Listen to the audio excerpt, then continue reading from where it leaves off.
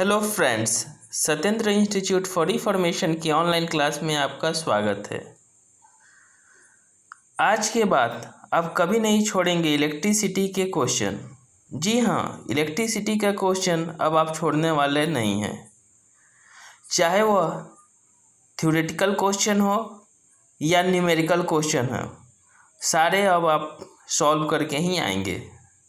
Electricity यह एक ऐसा टॉपिक है जिससे रेलवे, चाहे वो लोको पायलट हो या एनटीपीसी, साइंस सेक्शन में सबसे ज़्यादा क्वेश्चन पूछे गए हैं। अगर आप पिछले लोको पायलट, टेक्नीशियन और एनटीपीसी के पेपर उठाकर एनालिसिस करें तो आप पाएंगे कि इलेक्ट्रिसिटी से सबसे ज़्यादा क्वेश्चन पूछा गया है।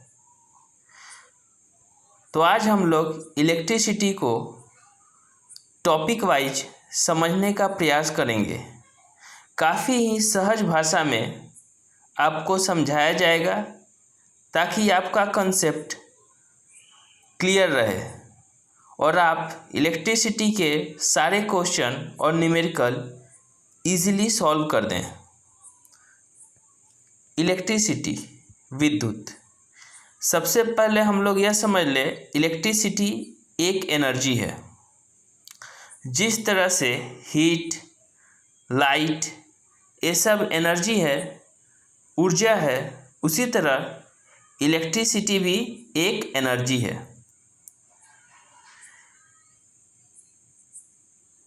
यह एक स्थान से दूसरे स्थान तक प्रवाहित हो सकती है। इलेक्ट्रिसिटी वन प्लेस से अनदर प्लेस तक कंडक्ट हो सकता है। यह एक वेव के फॉर्म में ट्रांसफ़र होता है और इस वेव का नेचर इलेक्ट्रोमैग्नेटिक होता है, जैसे कि लाइट का होता है।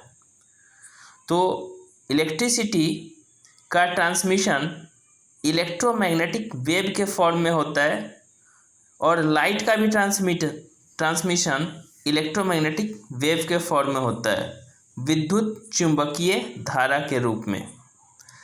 तो इसलिए इलेक्ट्रिसिटी का स्पीड उतना ही होता है जितना कि लाइट का स्पीड होता है।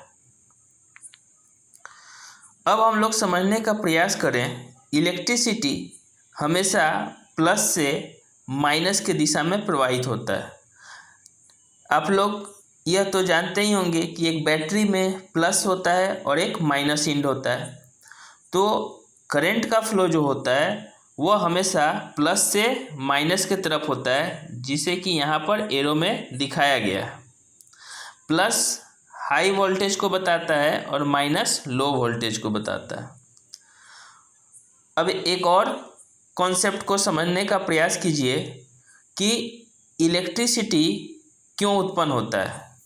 एक्चुअली इलेक्ट्रिसिटी इलेक्ट्रॉन के चलते उत्पन्न होता है।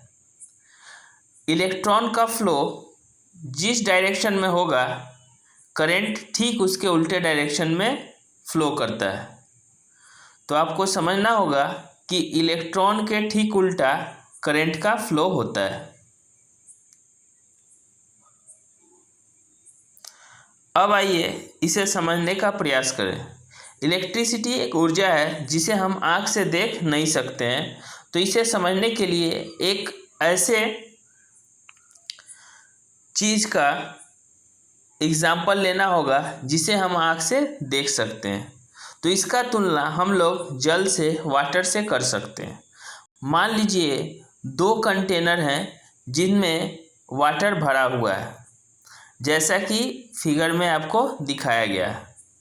पहले में वाटर का लेवल L1 है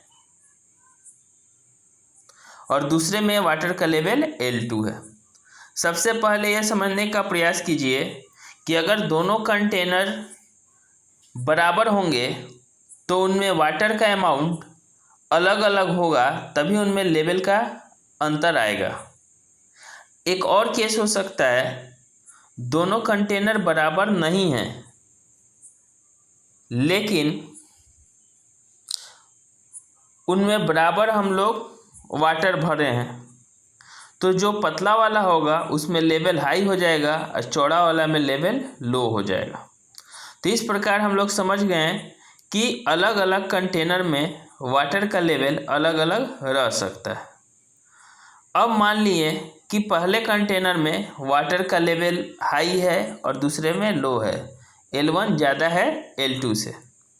अब अगर दोनों कंटेनर को कनेक्ट कर दिया जाए एक पाइपलाइन से, जैसे कि यहाँ दिखाया गया है, और उसके बल्ब को खोल दिया जाए, तो वाटर का फ्लो स्टार्ट हो जाएगा। कहाँ से? हाई लेवल से लो लेवल की तरफ, जिसे हम लोग एरो से यहाँ पर इंडिकेट कर रहे हैं। जब वाटर फ्लो करने लगेगा तो इसे हम लोग वाटर करंट कहते हैं। तो इस प्रकार से आप लोगों ने समझा कि किसी कंटेनर में सबसे पहले हमको वाटर को भरना पड़ता है। वाटर भरने से उसमें एक लेवल बनता है। याद रखिएगा, लेवल कोई फिजिकल क्वांटिटी नहीं है, वह वाटर का एक स्टेट है, अवस्था है। वाटर है तभी लेवल है, वाटर नहीं होगा तो लेवल नहीं होगा। तो जैसे ही हम किसी कंटेनर में वाटर फिल करते हैं तो उसमें वाटर का लेवल उठता है। वाटर जितना ज़्यादा होगा लेवल भी उतना हाई होगा।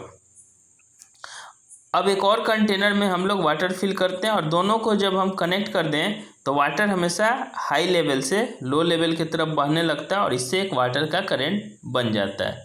ठीक इसी प्रकार से सिमिलरली अगर हम लोग दो कंडक्टर को चार्ज सप्लाई करें, एक में है चार्ज Q प्लस Q और दूसरा में है माइनस Q। प्लस का मतलब हुआ कि इसका वोल्टेज हाई होगा और माइनस का मतलब हुआ कि इसका वोल्टेज लो होगा। जैसे दिखाया गया है, पहला में वोल्टेज V1 हो गया और दूसरा में वोल्टेज V2 हो गया। इसे हम लोग पोटेंशियल कहते हैं।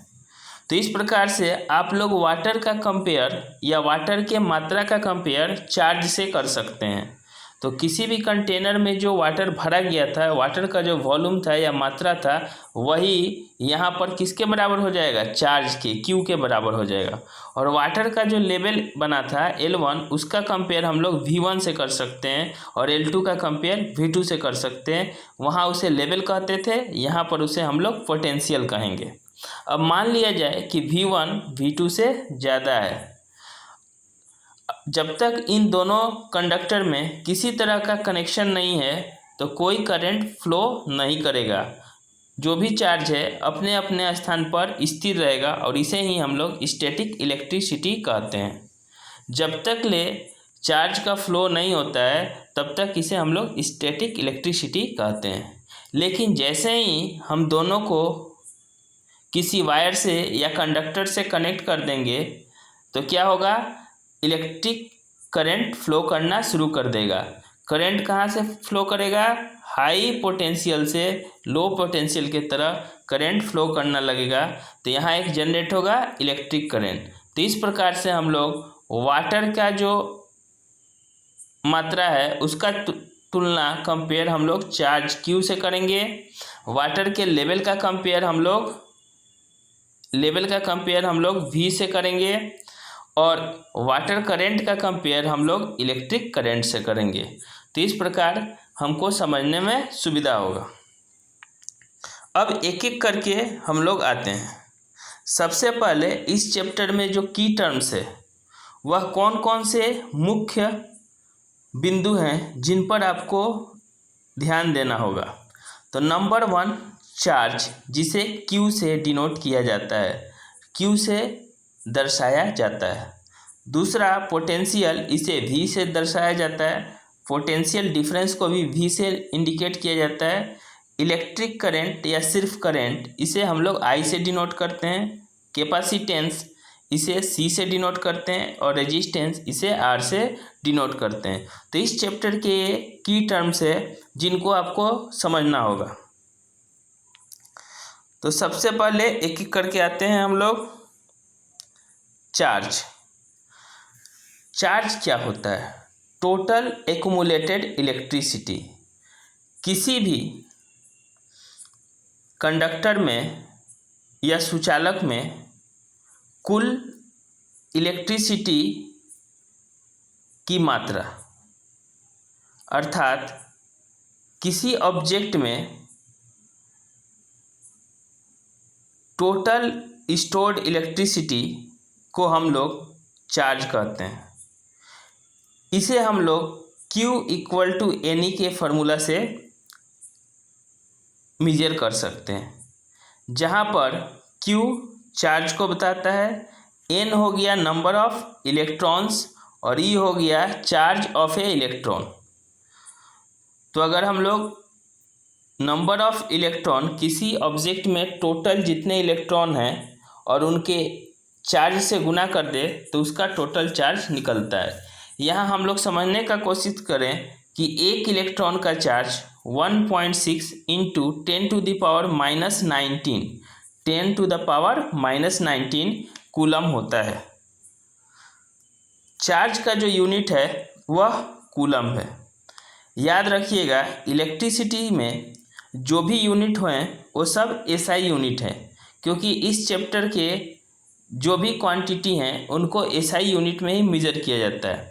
हाँ, उसके यूनिट के आगे स्टेट लगाकर उसको आप CGS में बदल सकते हैं। तो जिस तरह से कूलम मिला वो कौन सा यूनिट है? SI सिस्टम का यूनिट है। अगर कूलम के आगे स्टेट लगा दे तो स्टेट कूलम किस सिस्टम का यूनिट हो जाएगा? CGS सिस्टम का यूनिट हो जाएगा। चार्ज को मेजर करने के लिए जिस इंस्ट्रूमेंट का यूज करते हैं उसे हम लोग करते हैं इलेक्ट्रोमीटर। तो अगर आपसे क्वेश्चन पूछा जाए कि चार्ज को किससे मेजर किया जाता है तो वो होगा इलेक्ट्रोमीटर से मेजर किया जाता है।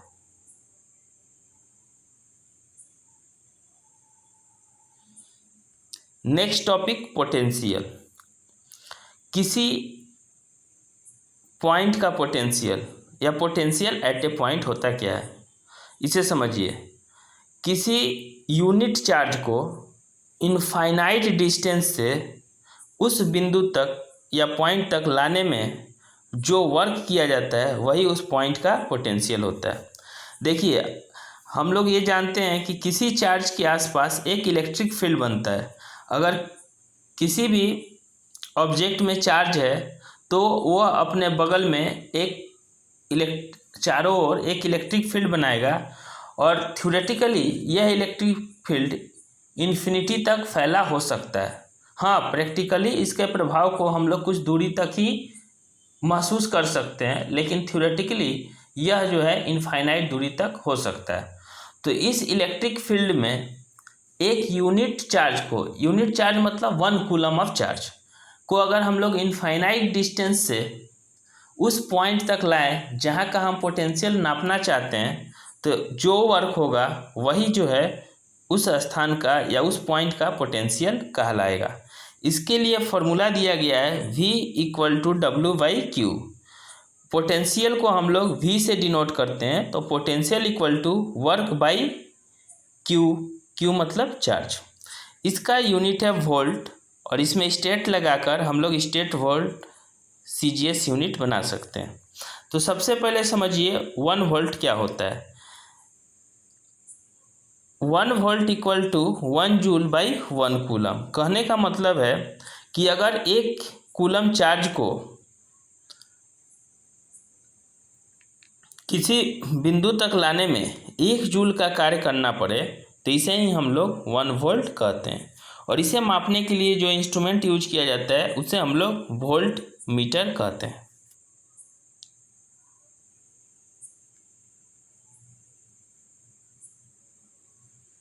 Potential difference. देखिए, 2 पॉइंट के बीच का पोटेंशियल में जो अंतर होता है उसे ही हम लोग पोटेंशियल डिफरेंस कहते हैं। तो 2 पॉइंट के बीच का पोटेंशियल डिफरेंस होता क्या है?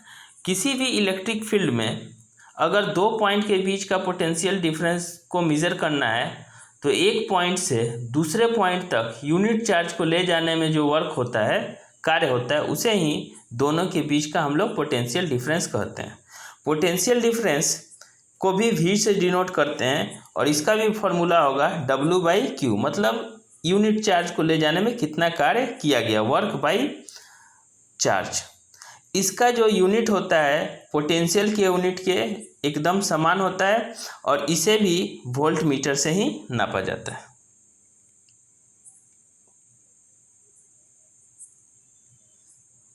इलेक्ट्रिक करंट क्या है? Rate of flow of electric charge.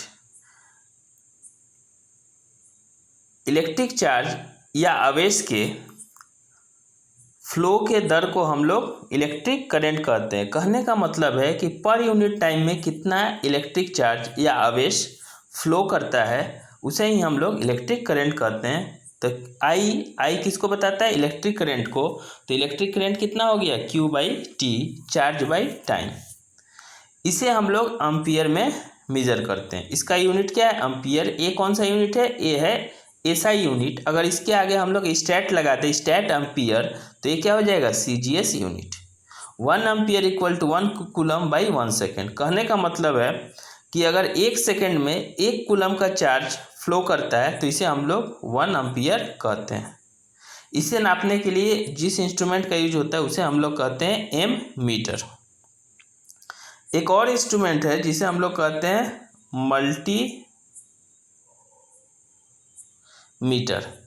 Multimeter एक ऐसा इंस्ट्रूमेंट है जिससे हम लोग करंट, वोल्टेज और रेजिस्टेंस तीनों को नाप सकते हैं। मल्टीमीटर एक ऐसा इंस्ट्रूमेंट है जिससे हम लोग करंट, वोल्टेज और रेजिस्टेंस तीनों को नाप सकते हैं।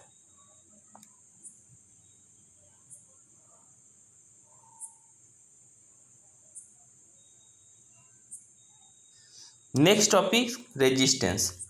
Obstruction to flow of charge.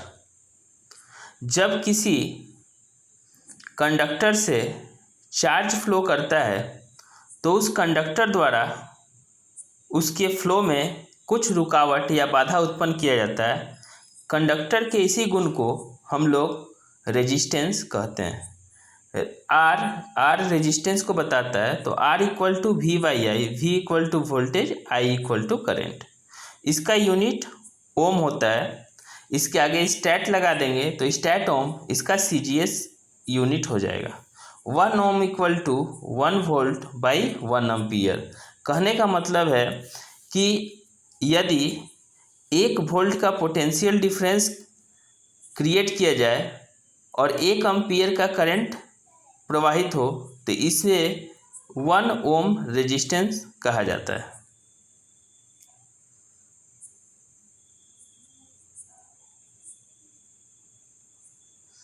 Capacitance, धारिता। कैपेसिटेंस क्या है? Capacity to store electric charge. Electric charge को स्टोर करके रखने की क्षमता को हम लोग कैपेसिटेंस, धारिता कहते हैं। C से इसे डिनोट करते हैं। C equal to Q/V, charge by volt. कहने का मतलब है कि पर यूनिट वोल्टेज के लिए कितना चार्ज स्टोर हो सकता है। इसका इकाई है फैराड। फैराड के आगे स्टैट लगा देंगे तो बनेगा स्टैट फैराड, जो कि उसका CGS यूनिट हो जाएगा। 1 farad equal to 1 coulomb by 1 volt. कहने का मतलब है अगर 1 वोल्ट का पोटेंशियल क्रिएट किया जाए और 1 कूलम का चार्ज स्टोर हो जाए तो इसे हम लोग 1 फैराड कैपेसिटेंस कहते हैं। इसे नापने के लिए कैपेसिटेंस मीटर का प्रयोग किया जाता है। तो इस प्रकार हम लोग इलेक्ट्रिसिटी चैप्टर से जुड़े हुए हैं। आगे भी बाकी टॉपिक्स आपको बताई जाएंगी। एक एक करके टॉपिक्स वाइज आपको हर एक कॉन्सेप्ट को काफ़ी सहज भाषा में क्लियर कराया जाएगा। साथ ही साथ न्यूमेरिकल्स भी सॉल्व कराए जाएंगे। तो आप लोग हमारे यूट्यूब चैनल को सब्सक्राइब कर लें। सब्सक्राइब बटन को क्लिक करें और साथ ही साथ बेल आइकन को भी क्लिक कर दें ताकि फ्यूचर में अपलोड होने वाले सारे वीडियो का इन्फॉर्मेशन आपको मिलता रहे। धन्यवाद।